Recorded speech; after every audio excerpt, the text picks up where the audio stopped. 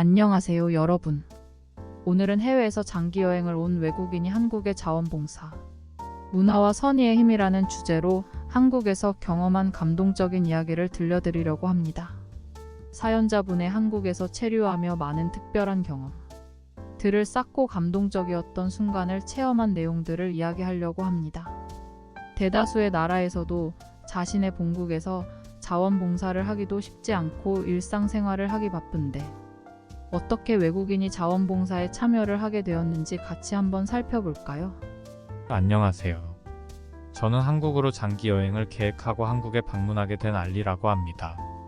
한국에 처음 도착했을 때 저는 이국적인 문화와 맛있는 음식, 그리고 빠르게 발전하는 기술에 감탄했습니다. 그러나 한 번은 뜻밖의 어려움에 처한 적이 있었습니다.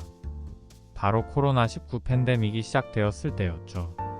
외국인으로서 격리 생활이 시작되면서 언어 장벽과 정보 부족으로 혼란스러웠습니다. 하지만 그때 만난 한국 사람들의 자원봉사 정신은 저를 크게 감동시켰습니다. 특히나 마스크는 외국에서도 구하기가 힘이 드는데 무료로 나눠주고, 팬데믹이 발생하자마자 한국은 마스크를 어느 나라보다 빠르게 생산하고 준비했다는 거에 너무나도 놀라웠습니다. 격리 초기 지역사회 자원봉사자들이 정기적으로 전달해주는 생필품과 따뜻한 메시지는 큰 힘이 되었습니다. 특히 어느 날 제가 받은 봉투 안에는 손으로 쓴 편지가 들어 있었습니다. 힘내세요. 당신이 안전하게 지내기를 바랍니다.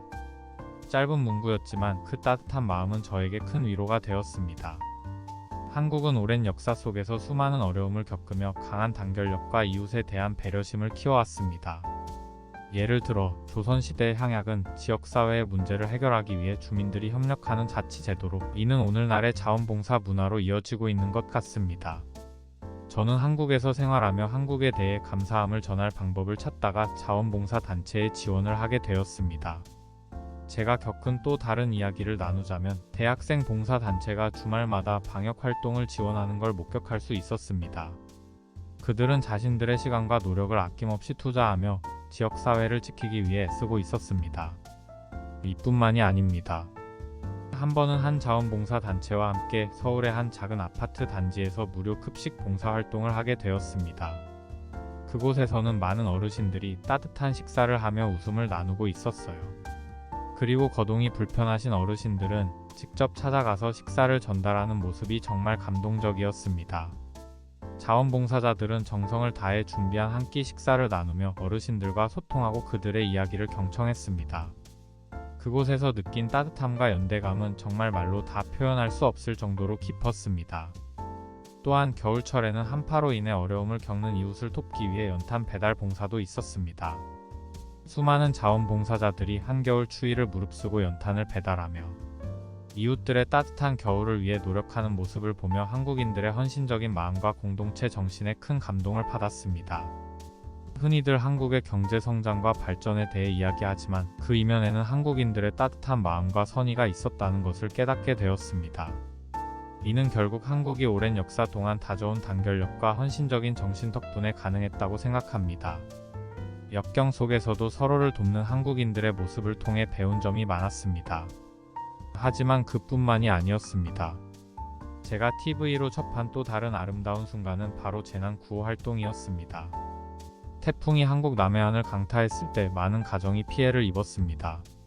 한국인들은 즉각적으로 집결하여 피해 복구와 구호 활동을 시작했습니다.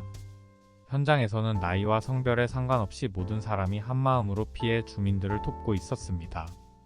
특히 한 중년 남성이 평소에는 직장에 다니는 바쁜 삶 속에서도 시간을 내어 직접 피해 가정을 방문해 벽을 고치고 물건을 정리하는 모습을 보고 가슴 깊이 감동했습니다. 한국 역사 속에서도 이러한 단결력과 상호 지원의 정신은 빛을 발했습니다.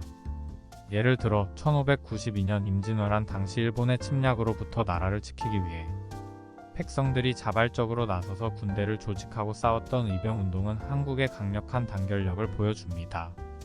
그 정신은 오늘날에도 여전히 살아 숨쉬고 있다는 것을 체감할 수 있었습니다.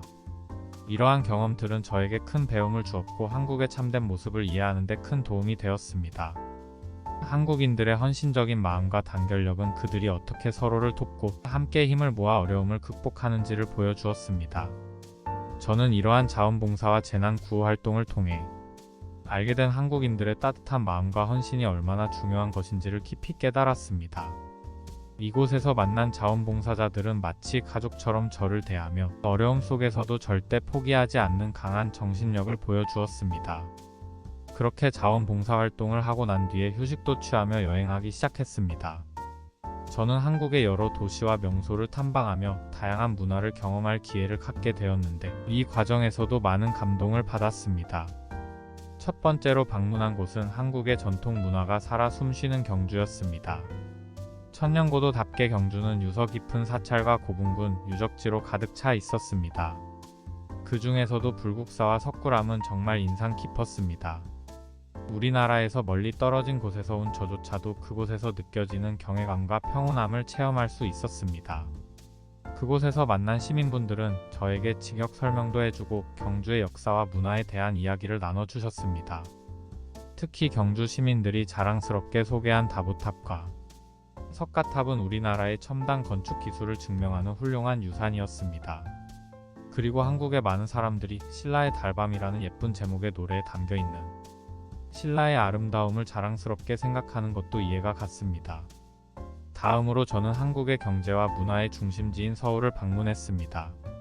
서울은 고층 빌딩과 전통 한옥이 어우러져 현대와 과거가 공존하는 특별한 도시였습니다.